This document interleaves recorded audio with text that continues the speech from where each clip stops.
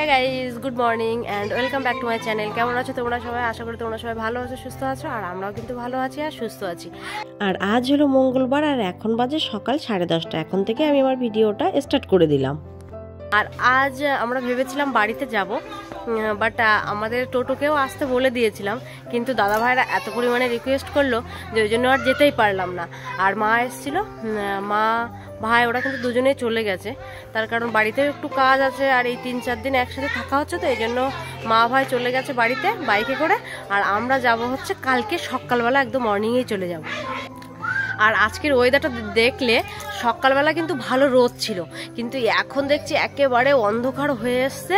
মানে আজকে নাকি শুনছি আবার বৃষ্টি হবে। দেখলাম সকালবেলা যে দেখছি আজকে বৃষ্টি দেখাচ্ছে, হয়তো বৃষ্টি হতে পারে। বৃষ্টির মতো একদম ওয়েদারটা আবার চেঞ্জ হয়ে গেছে। রোদ উঠেছিল, ভালোই রোদ, বাট আবার ওয়েদারটা চেঞ্জ হয়ে গেছে। ওদিকে বাবাই খেলা করছে, ওখানে সবাই রান্নাবান্না হবে, ওই জন্য আবার কাজবাজ করছে।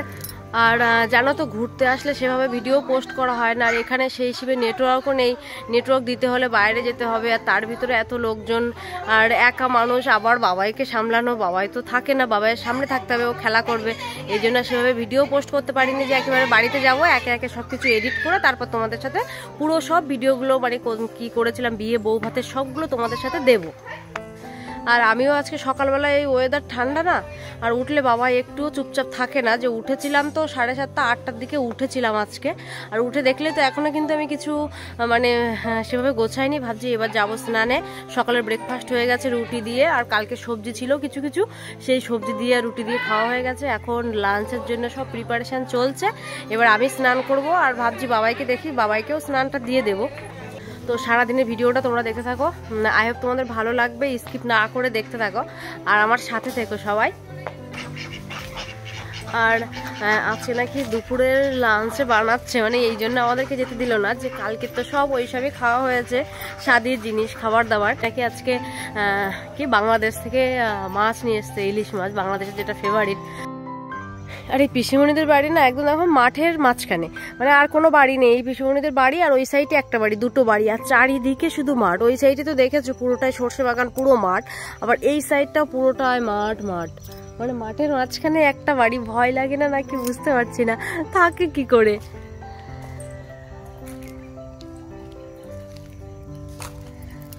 এর ভিতরে এগুলো হয়তো মসুর ডাল লাগিয়েছে, আর সাথে আবার এগুলো লেবু গাছও লাগিয়েছে।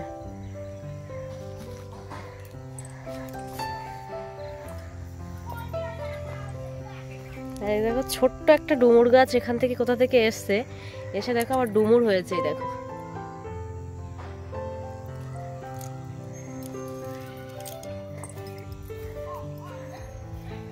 ওয়েদারটা একদম হঠাৎ করেই দেখছি কি সুন্দর ঝলমলে রোদ সকাল থেকে, আবার উঠেই দেখছি একদম মানে অন্ধকার হয়ে এসছে হঠাৎ করেই।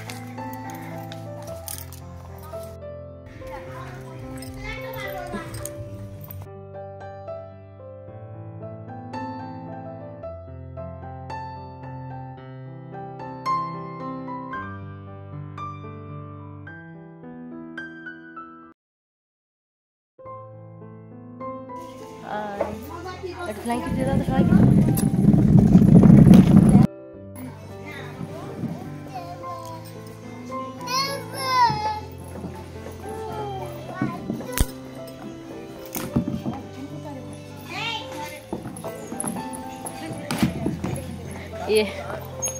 এ যেটা করছে আর এও সেটাই করছে, দেখো।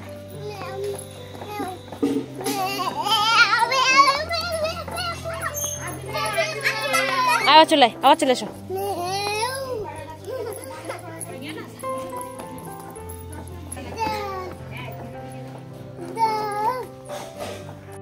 আর এদিকে তোমাদের সাথে কথা বলতে বলতে দেখো এদিকে দুপুর হয়ে গেছে, আর দুপুরবেলায় চলে এসছে বৃষ্টি। আর ভালোই বৃষ্টি হচ্ছিল, মানে প্রথম তো একটু ছিটে ফোটা মতো পড়ছিল, ধীরে ধীরে দেখলাম ভালো বৃষ্টি হয়েছে। আর তারপরে আমার স্নানও কমপ্লিট হয়ে গেছে, আর এসে দাদা ভাইরাও সব খেয়ে নিল, তারপরে আমরাও সব খেয়ে নিয়েছি। রান্না হয়েছিল ডাল, একটা পাঁচমিশালি সবজি বানিয়েছিল, আর বললাম না ইলিশ মাছ রান্না হচ্ছে, সেটা রান্না হয়েছিল। তো খুব সুন্দর হয়েছিল, খাওয়া দাওয়া হয়ে গেল। আর আজকে দেখো চলে এসছে কিন্তু নেক্সট ডে মর্নিং, মানে আজ হলো বৃহস্পতিবার, আর ওই এখন বাজে সকাল 10:30 বাজে। আর আমাদের বাড়ি যেতে হবে, অনেক দিন হয়েছে চলে এসেছি, আজ প্রায় 4-5 দিন হতে যাচ্ছে। যেই জন্য প্যাকিং দেখো সব গুছিয়ে নিয়েছি, রাতেই গুছিয়ে রেখে দিয়েছিলাম যে সকালে চা খেয়ে বেরোবো। এই জন্য আজকেও বলছিল যে তোমরা থেকে যাও, বাট আর টাকাটা পসিবল না। আর এদিকে ওই ভাইয়েরা সব ব্যাগগুলো নিয়ে, কারণ জানো তো এতটা দূর হেঁটে যেতে হবে আবার এই বাড়ির ভিতর দিয়ে এই জন্য ব্যাগগুলো সব নিয়ে গেছে। আর যাওয়ার সময় কিন্তু মনটা খারাপই লাগে বলো। পিসিমণি তো কান্না করছে, আমাকে জড়িয়ে ধরে বলছে বৌমা আবার এসো। আমি বলছি হ্যাঁ আবার আসবো, কান্নার কি আছে।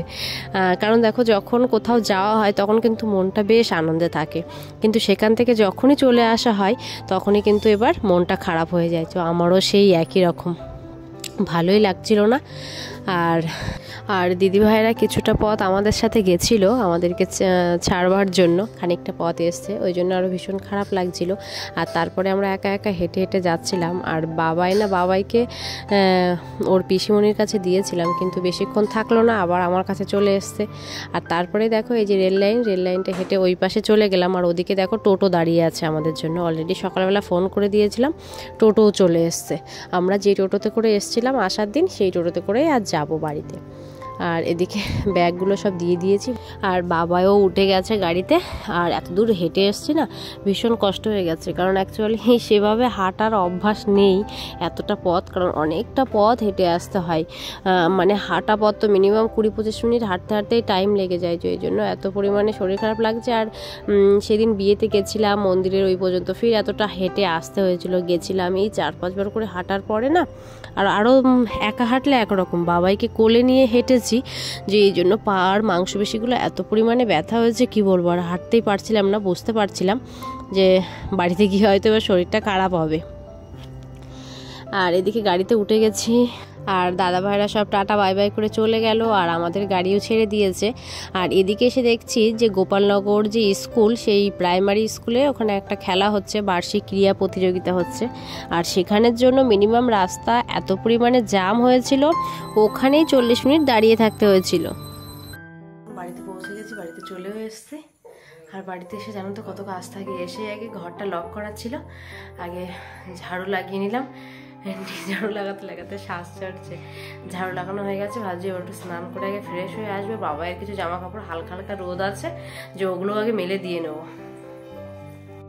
আর আসার সময় তো দেখছিলাম ওয়েদারটা একটু খারাপ ছিল সকালে উঠেই, বাট আসার সময় এখন দেখছি ধীরে ধীরে একটু রোদও উঠেছে।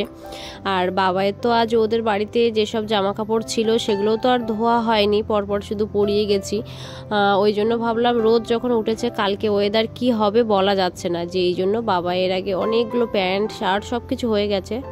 বাবাইয়ের কোটও ছিল, আর কোটগুলো তো একদিনে শোকায় না, সোয়েটার শোকাতে 2 দিন, এখন যে রোদের যে পরিমাণ অবস্থা হচ্ছে তাতে 2-3 দিন টাইম লেগে যাবে। এই জন্য ভাবলাম তাহলে ধুয়ে দিই। আর আমার কাপড়গুলো নতুনই কাপড়, হয়তো ওই 1বার কি 2বার পরা হয়েছে, এই জন্য আমার ওগুলো আর ধুয়ে দেবো না, একটু রোদে দিয়ে গরম করেই উঠিয়ে নেব। আর ওগুলো দিয়েছিলাম, দিয়ে বাবা এই জামা কাপড়গুলো আমি ধুতে গেছিলাম, ততক্ষণে ওগুলো একটু হালকা হালকা গরম হয়ে গেছে, যে ওগুলো সব এক সাইডে দিয়ে বাবাইয়ের জামা কাপড়গুলো এদিকে দিয়ে দিয়েছি। আর নিচের যে তার টানানো আছে, নিচের তারে তো একটুও রোদ থাকে না, কারণ নারকেল গাছ রয়েছে না, নারকেল গাছে একটু রোদ পড়ে না। কিন্তু হ্যাঁ, এই ছাদের ওপরের ওই সাইডের কোনাটায় একদম পুরো বিকেল পর্যন্ত, মানে সূর্যাস্ত যাওয়া পর্যন্ত রোদ থাকে। এই জন্য ওখানেও কিছুটা মেলে দিয়েছি, আর কিছুটা তারে মেলে দিয়েছি, যে তাহলে তাড়াতাড়ি শুকিয়ে যাবে আর কি। আর কি বলতো, কোথাও গেলে প্যাকিং করা গোছানো ভীষণ কষ্ট, আর কোথাও ঘুরতে থেকে বাড়ি আসলে তখনও ভীষণ কষ্ট, জামা কাপড় আবার সব ধুয়ে গোছাও ভীষণ কষ্ট হয়। আর একা থাকলে তো আর এক রকম, আর যদি ছোট বেবি থাকে তাহলে তো আরও ভীষণ সমস্যা। সেটা আগে বুঝতাম না, এখন বুঝতে পারছি, কারণ আমার নিজেরটা তো আগে বাবা এগুলো সব কিছু ধুয়ে কমপ্লিট করে দিই। চলো তাহলে ভিডিওটা তোমাদের সাথে আর বেশি বড় করব না, আজকের মতো এখানেই শেষ করলাম ভিডিওটা। আবার নতুন ভিডিওর সঙ্গে দেখা হবে তোমাদের সাথে। আজকের মতো তাহলে টাটা।